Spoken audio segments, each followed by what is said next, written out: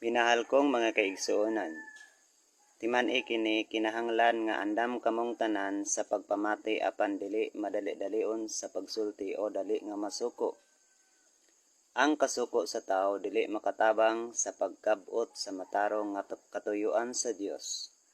Busa isilikway ninyo ang tanang ngil-ad nga batasan og daotang mga buhat og dawata nga mapaubsanon ang pulong nga gitisok sa Dios diha sa inyong kasing-kasing kay makaluwas kini kaninyo. Ayaw limbungi ang inyong kaugalingon pinaagi sa pagpamati lamang sa pulong sa Dios. Hinuon tumana kini.